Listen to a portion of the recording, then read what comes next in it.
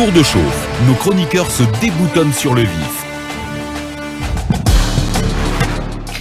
Merci de nous écouter un peu partout en Guinée, notamment à Diaguissa, dans la préfecture de Dalaba, mais aussi à Mamou, via Fraternité, et à Kankan et Zérekoré à travers le réseau synchronisé de Dabo Media. Vous nous écoutez également du côté de Kindia à travers Kaniazik. Merci de nous écouter aussi à l'étranger via nos plateformes digitales. Ibrahim Assori Lenkonsouma, bonjour. Bonjour à Arissatou, bonjour à Gbasikolo. Bonjour à toutes et tous, bonjour à Samaya dans Kindia et bonjour à Kamfarande Victoria. Bonjour à Kassia aussi, dans Kindia, oui. Je suis né. D'accord, Kassia à Kindia, d'accord, je ne savais pas.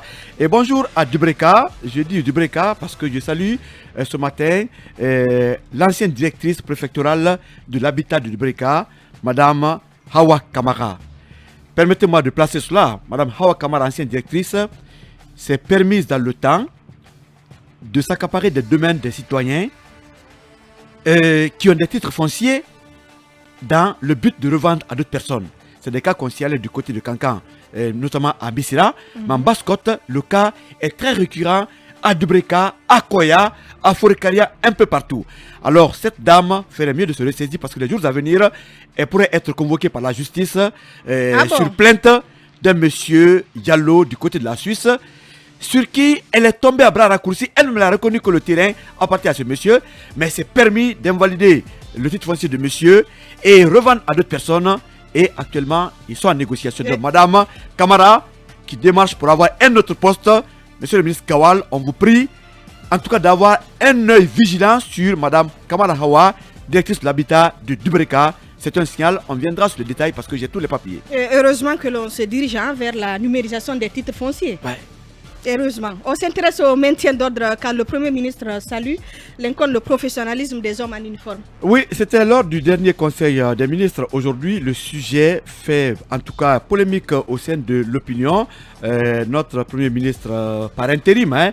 Il faut le préciser. Oui, non, il faut le préciser.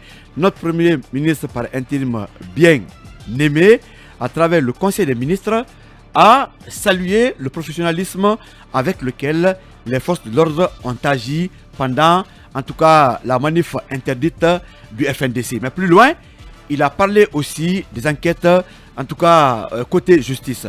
Mais ce que les uns et les autres déplorent aujourd'hui, comment le Premier ministre, par intérim, peut saluer le professionnalisme des agents de sécurité ou des forces de l'ordre pendant que le gouvernement reconnaît qu'il y a eu pratiquement 5 morts. De quel professionnalisme sommes-nous en train de faire allusion avec les cas de mort? Est-ce qu'aujourd'hui, on a vu la sortie d'Eli Kamano sur TV5, est-ce que le gouvernement est dans la logique de nier ce qui s'est passé pour féliciter les forces de l'ordre? Aujourd'hui, dans cette communication, le PM aurait toujours continué dans une dynamique peut-être, pourquoi pas, d'apaiser. Pour dire que oui, on a interdit les manifestations, mais toujours est-il qu'il y a ce qu'on appelle des cas de mort. Donc, il devrait connaître les cas de mort. Il a déploré, tu peux pas déplorer. Non, tu peux pas déplorer les cas de mort en saluant le professionnalisme des agents de force de sécurité. Pour l'instant, il n'est pas établi. Non, le gouvernement a reconnu qu'il y a eu des cas de mort. Effectivement. Attendons. Sauf que les responsabilités ne sont pas situées encore. Mais Arissatou, il y a quand même des médecins légistes. On a quand même la justice. Attendons que toute cette procédure soit finie avant de revenir saluer ou pas le professionnalisme. Vous avez vu ces images qui circulent aujourd'hui à travers le monde, où les forces de sécurité sont en train d'accompagner les contre-manifestants pour arrêter les citoyens. Vous avez vu ces images qui circulent encore, où ces mêmes agents sont en train de défoncer des boutiques, où ces mêmes agents sont en train même de défoncer au niveau des concessions des antennes paraboliques des citoyens dont les concessions en tout cas sont fermées. Vous avez vu toutes ces images où ces agents de force de sécurité sont en train d'insulter comme si on était à la Coupe du Monde d'un jour où quelqu'un doit gagner un trophée. Mais comment un Premier ministre peut saluer le professionnalisme des agents que nous entretenons, ceux-là qui sont censés en tout cas être des modèles, et sur le terrain il y a des cas de mort, et dire qu'ils sont félicités parce qu'ils ont agi professionnellement? Est-ce que c'est une façon de donner carte blanche à une force de l'ordre de tuer des citoyens? Parce que quand vous le faites... Non, si. Pas du tout, Lincoln, on ne va pas aller jusque-là. Non, Arissatou, en attendant le rapport de médecins légistes, le Premier ministre devait nous épargner, en tout cas, d'une telle... quand même, je vais en mettre entre parenthèses, c'est une bêtise, parce que quand il y a des cas de mort, rien n'est égal, ou bien rien ne vaut que l'âme humaine. Il devrait être, en tout cas, de la compassion, annoncer la justice qui doit être faite, au lieu, en tout cas, de prononcer quand même ce paragraphe qui aujourd'hui choque l'opinion. Donc demain, si les cas de mort sont établis, le Premier ministre, forcément, serait complice de ce qui s'est passé. Parce que moi, je voudrais que le gouvernement se dissocie de cette démarche à partir du moment où il a reconnu qu'il y a des cas de mort. Le Premier ministre n'est pas la justice, n'est pas médecin légiste. De quel droit se fonde-t-il pour apprécier ou, en tout cas, saluer le professionnalisme des agents dont les images sont en train de tourner en boucle? Non, le Premier ministre par même, intérim. le Premier ministre par intérim, qui l'a annoncé pendant le Conseil des ministres. Donc c'est déplorable aujourd'hui. Les familles des victimes sont quand même choquées et l'opinion est choquée. Le gouvernement devrait en être et les prochains jours, le gouvernement devrait tout de même rectifier ce tir parce qu'on ne peut pas se moquer quand même de ceux qui ont perdu les leurs. Il est difficile de perdre son enfant. Continue à rêver l'inconnu. Non, je ne rêve pas. Ali, si c'est le PM qui perdait son enfant par intérim, il aurait agi ainsi. Quelles que soient les circonstances, mais attendons, la vie humaine continue à être banalisée en Guinée. Sortons de cela, diligenter les enquêtes pour situer les responsabilités. C'est la même logique qu'Eli Kamano, qui dit que les balles n'ont pas été tirées. Donc je comprends qu'il y a une communication qui est mise en place pour quand même remettre en cause tout ce qui s'est passé sur le terrain. Mais heureusement que nous sommes dans un monde numérique, les images existent. Je ne voudrais pas être dans l'armée guinéenne, de la police ou de la gendarmerie, puisque ça ne fait pas l'honneur de voir toutes les images qui sont en train de tourner en boucle à travers le monde. Monsieur le Président, rectifiez le tir, ce PM par intérim. Heureusement que c'est intérim. Dégommez-le. Il ne mérite pas, en tout cas, d'être intérim. Vous serez peut-être surpris en attendant. Ali, bonjour. Bonjour. Alors, le calme, il faut le dire, est revenu dans la cité, mais il y a encore des ratissages dans beaucoup de quartiers. Effectivement, nous l'avons appris à travers nos reporters, à travers également des citoyens qui ont fait des témoignages, qui ont été vraiment victimes de l'agissement de ces... des citoyens qui continuent à être terrorisés sur l'axe, effectivement, il faut de le dire. ces militaires ou agents mixtes, je ne sais pas, qui font des descentes musculées à la recherche, je ne sais pas, de bandits, de fumeurs de drogue ou de jeunes gens qui seraient à l'origine ou en tout cas auteurs de ces manifestations de ces derniers jours. Moi, je pense que, eh bien, personnellement, je ne trouve vraiment pas l'idée bonne parce que on est là des citoyens qui sont souvent victimes, des victimes collatérales parce qu'on rentre dans des maisons parfois et prendre des gens qui n'ont rien à voir avec cette situation. Je pense que frapper des jeunes filles avec des armes. Effectivement, je pense que c'est des choses qu'il faut déplorer, qu'il faut rectifier le tir. Mais si c'est ce qui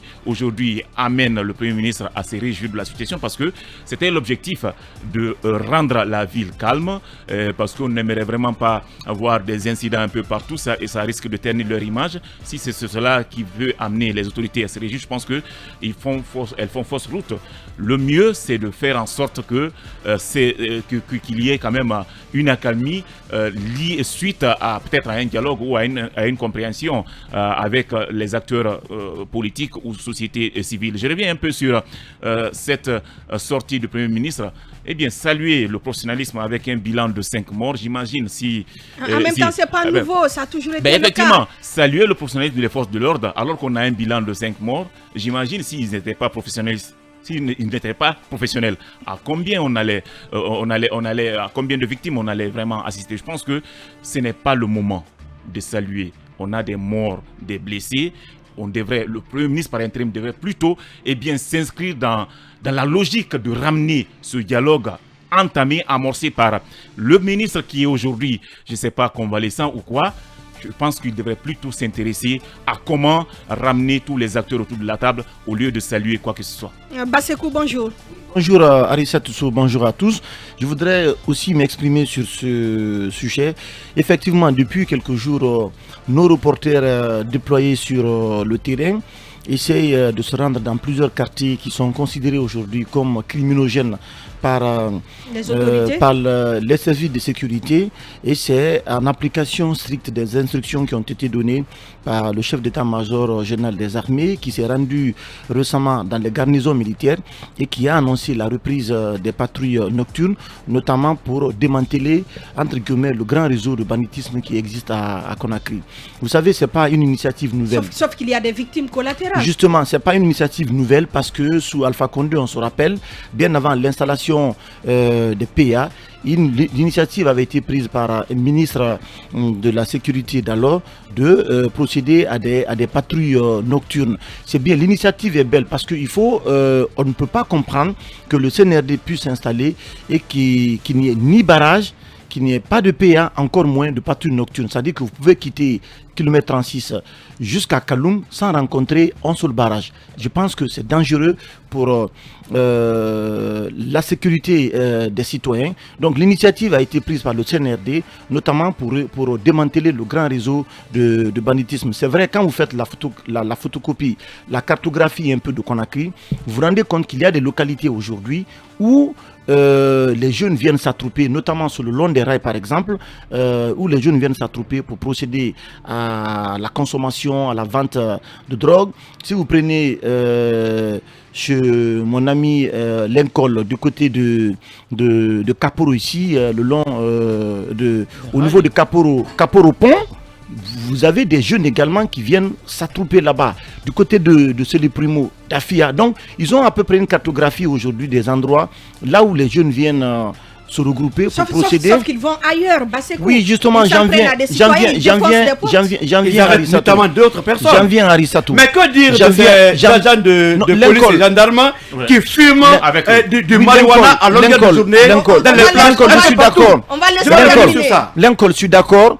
C'est une initiative qu'il faut saluer. Il faut saluer parce qu'aujourd'hui, vu au regard de l'ampleur des saisies records de cocaïne de chanvre indien aujourd'hui, c'est la jeunesse aujourd'hui qui est en train de se détruire. Vous ne pouvez pas imaginer aujourd'hui le nombre de jeunes plongés dans la drogue. C'est vrai, il y a beaucoup de facteurs aujourd'hui qui peuvent déterminer, mais à cette phase, je pense que la répression, elle est tout à fait importante. Seulement, il faut demander aux services de sécurité qui interviennent sur le terrain de le faire avec professionnalisme, de le faire en se collant au texte, notamment relatif aux droits de l'homme. Parce que ce qui est mauvais, c'est justement les méthodes d'interpellation. Deuxièmement, Lincoln l'a dit, il y a des localités où ils se sont rendus, par exemple, dans les quartiers de Kobaya, Kinifili, dans le marché, à Wanindara, dans le marché. Je ne pense pas que ce soit des lieux de consommation de drogue parce que les agents mixtes sont venus, les unités mixtes sont venues pendant la journée. Ils ont procédé à des arrestations. Il y a eu des dommages collatéraux comme l'a si bien dit quelqu'un ici. Des femmes ont vu leur table détruite, ont vu leurs marchandises complètement pillées. Et ça, je pense que ces services de sécurité n'ont pas mission pour venir notamment encourager tout cela sur le terrain. Donc ce qui est important aujourd'hui, il faut dire, c'est que le directeur de la justice militaire, qui est le haut commandant de la gendarmerie nationale, le ministre de la sécurité et de la protection civile, le chef d'état-major général des armées doivent donner des instructions fermes. S'il s'agit de démanteler le grand réseau de banditisme à Conakry, parce qu'on a vu l'insécurité auquel nous faisons face aujourd'hui, je suis tout à fait d'accord qu'il faut reprendre les patrouilles nocturnes parce que les citoyens se font arraquer, se font agresser la nuit notamment par des citoyens.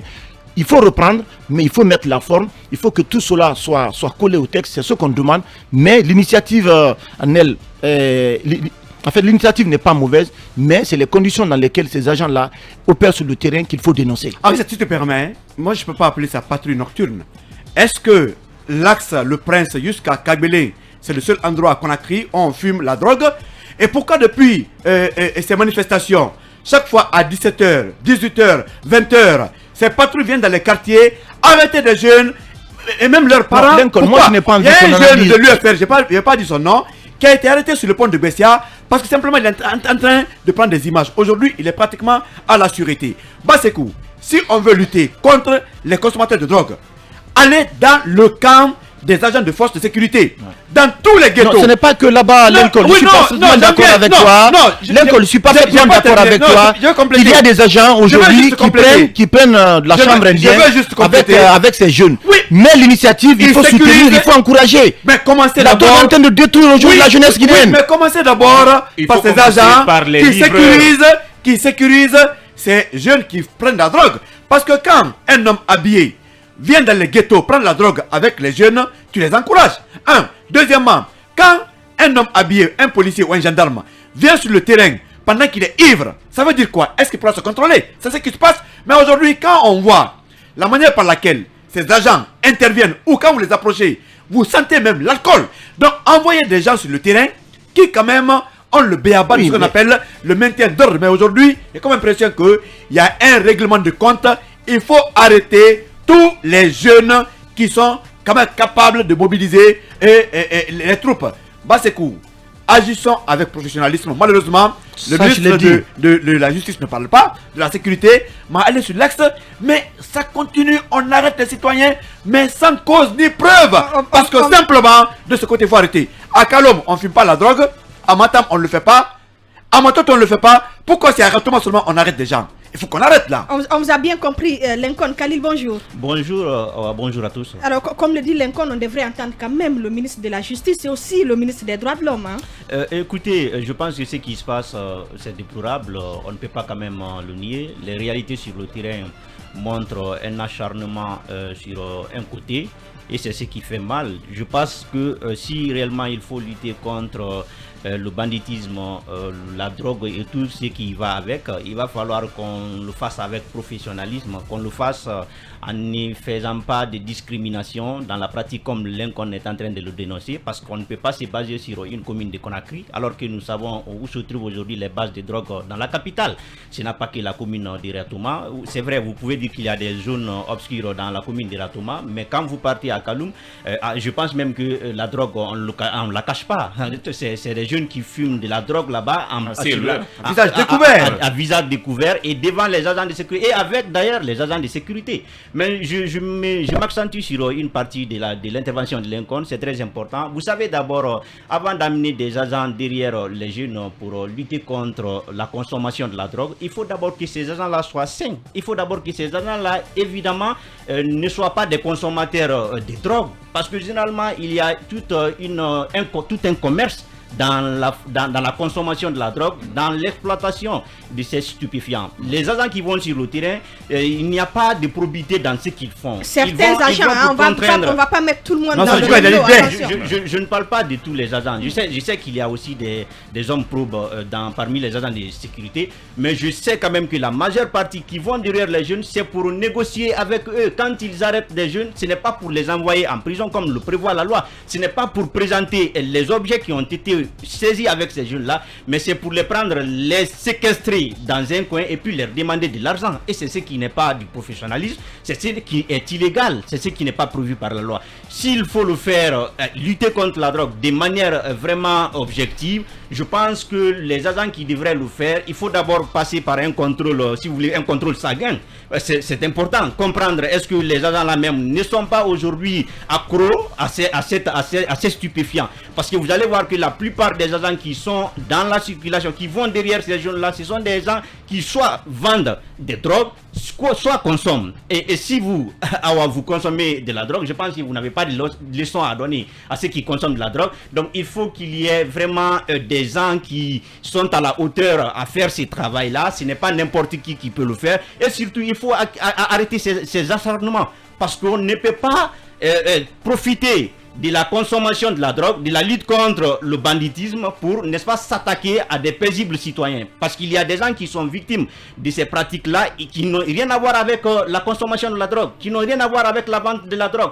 Pourquoi les arrêter? Pourquoi les mettre en prison? Je pense réellement qu'on devrait le faire autrement. On devrait le faire sans vexer ceux qui ne sont pas liés à la consommation de la drogue. Et quand vous arrêtez les gens, amenez directement ces gens-là en prison. Ce n'est pas pour négocier avec eux dans les coins comme certains le font. Merci beaucoup à vous, Khalil. Cabinet, bonjour. Bonjour, Arissatoui. Bonjour à tous.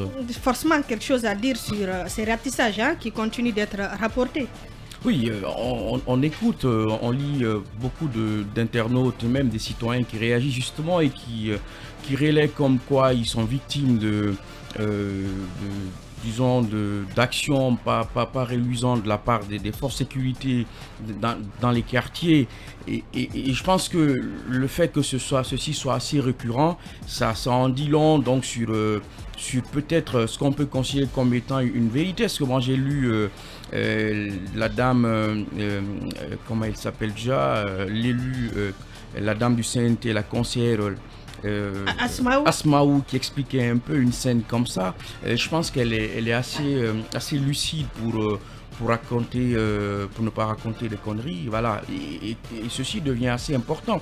Maintenant, la question essentielle est de savoir est-ce que tous les policiers qui vont, les agents de sécurité qui vont dans les quartiers, est-ce qu'ils le vont, ils y vont parce que tout simplement il n'y a pas d'indice, par exemple, notamment la présence de jeunes qui fument la drogue ou qui sont dans le grand banditisme. Je pense que ce n'est pas tout à fait faux parfois. Et il y a une explication au fait que on se pose souvent la question de savoir pourquoi il y a des quartiers dans lesquels les policiers les agents de sécurité sont très présents les jours suivant les manifestations. Parce que tout simplement, ce sont des quartiers dans lesquels les manifs se font. Donc naturellement, les agents de sécurité sont tenus par réflexe ou même par stratégie d'aller dans ces quartiers. Mais il y a une réalité, c'est que lorsque vous voulez lutter la lutte contre le grand banditisme ne se fait pas seulement des jours après les manifestations, c'est pas les jours de manif. Donc ça ne donne pas réellement un sens, disons, à la démarche, ou plutôt l'argument mis en avant comme quoi on est en train de lutter contre le grand banditisme.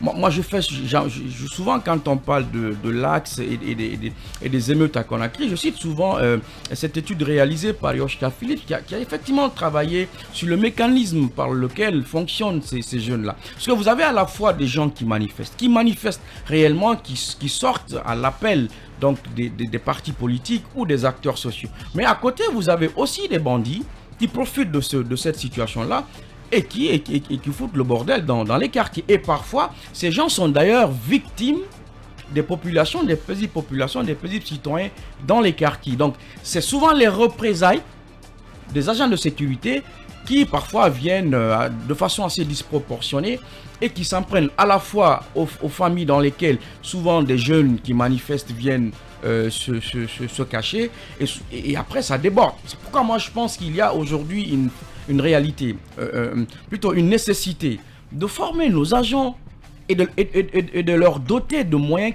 notamment de moyens humains. On les forme depuis 2010. Hein. Oui, mais sauf que c'est la même chose. Vous voyez, par exemple, le dialogue civilo-militaire, à un moment, ce projet-là avait été lancé, je ne sais pas, on y allait jusqu'où, mais c'est important aujourd'hui de faire en sorte que le civil, le jeune qui voit un policier, ne le perçoit pas comme étant quelqu'un qui vient pour le tuer. Et que le civil qui voit aussi le jeune ne pense pas qu'il va tout de suite lui balancer des cocktails Molotov, parce que tout simplement, il n'y a pas cette confiance-là. Et cette confiance-là, il faut la restaurer. Et la rectification institutionnelle dont on parle et la refondation de l'État dont on parle, ça doit aussi s'intéresser à ça. Donc je pense que déployer des forces de sécurité dans les quartiers, c'est pas ça qui résout en réalité le problème. Le problème, il est plus profond et ça demande plus de réflexion. Et cette réflexion-là, ce sont les réponses politiques qu'il faut faire. C'est pas comme si cela se passerait comme ça en donnant des cacahuètes à des enfants. C'est un problème. Alors, il faut réfléchir. Tout rapidement, moi je dirais tout simplement, si on veut lutter contre la consommation de la drogue, il faut commencer par la production et la circulation de cette drogue. Aujourd'hui, on saisit souvent de la drogue. Il parle tout à l'heure de cette cocaïne, plusieurs tonnes qui ont été saisies. Mais malheureusement, eh bien, vous pouvez retrouver cette même drogue dans la circulation. Mais qui met cette drogue-là dans la circulation? Je pense qu'il faut chercher plutôt à lutter contre la gestion de ces différentes drogues saisies avant de commencer par les consommateurs. Voilà. Mirador, continue.